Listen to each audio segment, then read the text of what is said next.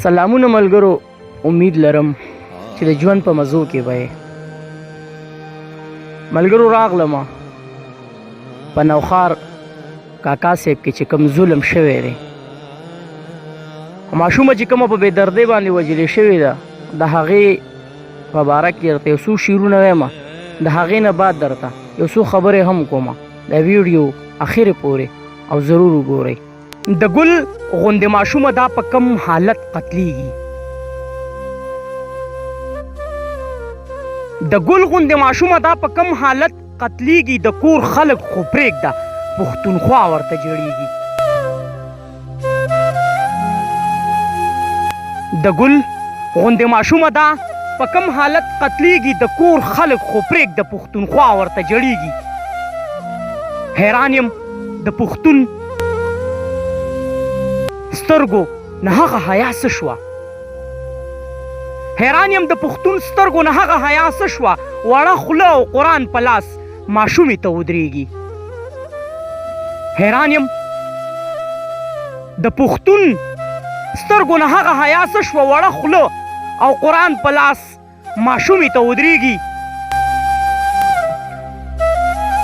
قسم دی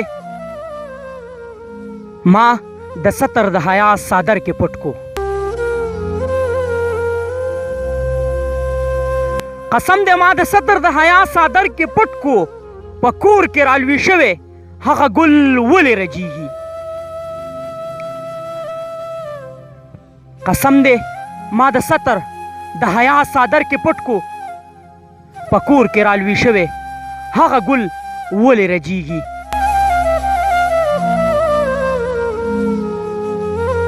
پکار مې نه دی داسې ژوند، بس سوال کوم د الله نه. پکار مې نه دی داسې ژوند، بس سوال کوم د الله نه، د کاڼو د باران وي چې په مونږ راورېږي. پکار مې نه دی داسې ژوند، بس سوال کوم د الله نه، د کاڼو د باران وي چې په مونږ راورېږي.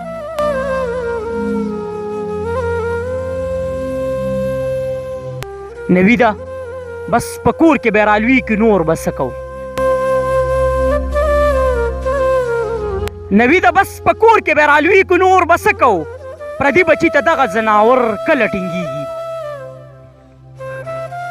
نوی ده بس په کور کې به رالوي کې نور به څه کوو، نوی ده بس په کور کې به رالوي کې نور به څه کوو، پردي بچي ته دغه ځناور کله ټینګېږي. د ګل غوندې ماشومه دا په کم حالت قتلیږي، د کور خلک خو یې پرېږده پښتونخوا ورته جړیږي. په کار مې نه دی داسې ژوند، بس سوال کوم د الله نه، د کاڼو د باران وي چې په مونږ راورېږي. ملګرو د نوهار سانحې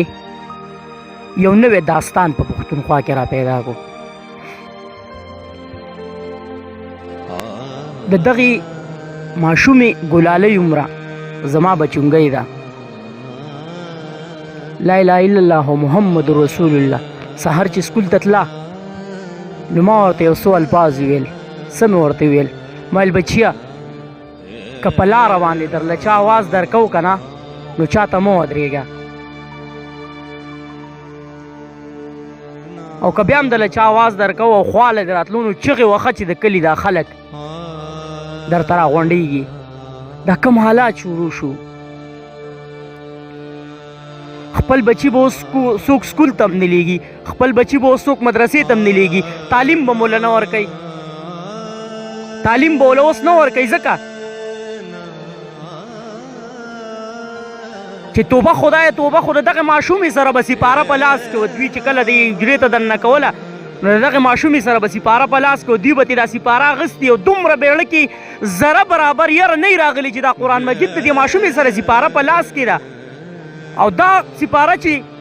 او دا قرآن مجید چې چا رالیږلی دی هغه داسې لوی ذات دی چې اسمانونه یې ودرولي دي، ځمکې یې پیدا کړي دي. هسې نه چې د دې سپارې د وجې په موږ باندې دا ځمکه وشلېږي، نه نه نه دغه یاره به د دې په زړه کې نه راغلي بیا د هغې ماشومې هغه سړي د هغې ماشومې هغه چغې به هم په دوی نه لګېدلي ولې به نه لګېدلي چې د دوی سترګې مکمل پټې شوي وي زړونه مکمل لکاڼې شوي وو توبه خدای توبه دا کم حالات راغله سوشل میډیا والا ټول ملګري وایي چې دوی د سریعام پانسي شي نه نه نه نه نه سریعام پانسي دوی له نه ده پکار ژوندي د دې ویښتو نه ځوړندول پکار دي او معمولي غوښه ترې کټ کول دي معمولي لږه داسې دومره چې د ده دا بدن په 15 ورځو کې ختم شي په میاشت کې ختم شي او دا ژوندی او دا سړي کې د ده 24 ګنټې د خولې نه وي